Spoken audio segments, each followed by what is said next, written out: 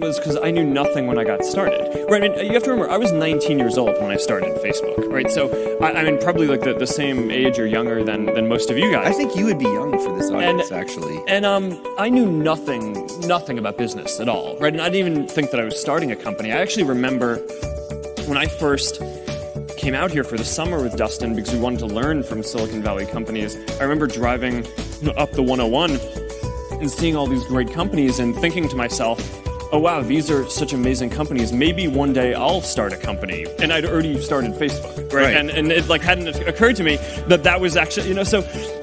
How did you learn? How did you learn well, just to from a lot of the people around me. But there's so many mistakes that just come from not...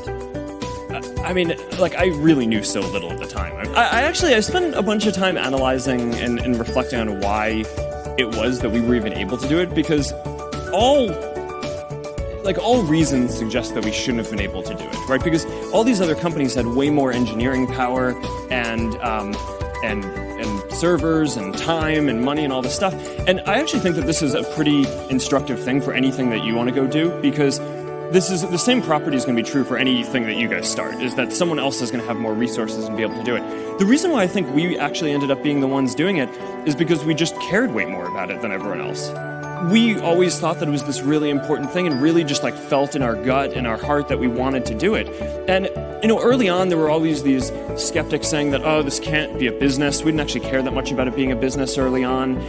But a lot of the reason why bigger companies didn't invest in it was because it wasn't clear that there was a model that would work for it. It seemed like a bad idea. Yeah, and I actually think that that's true for a lot of the best ideas, right? Is that it's not that someone else can't do it, they actually can, and the odds are stacked against you, but I think often that belief in the fact that you just care so much about what you're doing is the only thing that kind of drives you to do it. And, to be honest, that kind of drives me to this day. I mean, one of the big emphasis points for the company right now is internet.org, and, for a while we had this rallying cry of, can we connect 1 billion people? When we started talking about that, we thought that was crazy, right? It was way bigger than any service in the world that had been built, and, it was 10 digits long, right? It's like it felt crazy. We'd never get to that. But then the thing is, as we started to actually get closer to that, we took a step back and we're like, all right, well, our mission isn't actually to get 1 in 7 people in the world to be connected. It's we want to connect everyone. So it's a big issue that only around 1/3 of the people in the world have access to the internet, and that's something that we think that we can do something about. So many things go wrong when you're starting a company, and often I think people ask, what mistakes should you avoid making? And, my answer to that question is don't even bother trying to avoid mistakes, because you're going to make tons of mistakes, right? And the important thing is actually learning quickly from whatever mistakes you make and not giving up.